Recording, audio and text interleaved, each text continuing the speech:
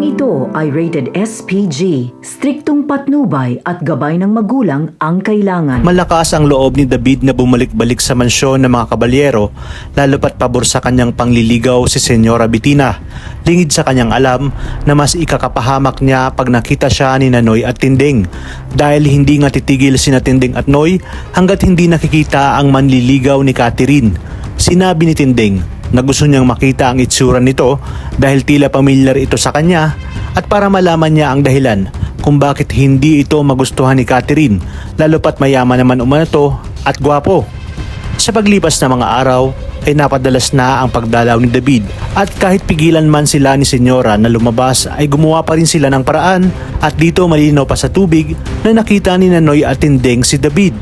Kung kaya't sinabi ni Tinding na ang buong akala niya ay ahente ng sasakyan itong si David.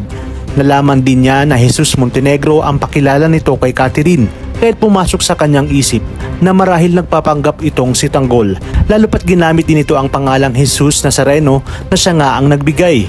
Harap-harapan niyang kinompronta si David at gulat na gulat naman si David.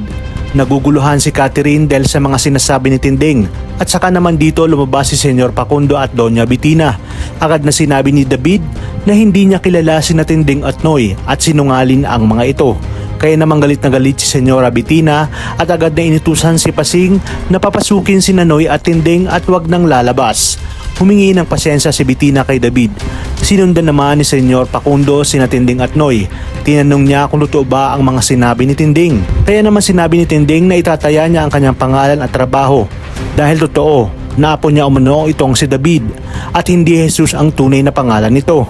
Dito nga ay napaisip si Senyor Facundo kaya pa iimbestigahan niya ang pagkatao ni David hanggang sa malaman niya ang buong katotohanan.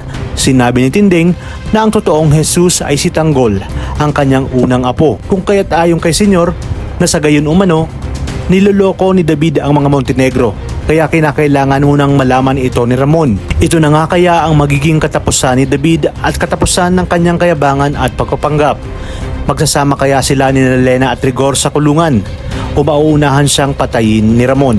At dito nga napabuntong hininga si David sabay sisi kina Tinding at Noy dahil sa pakikialam umano ng mga ito.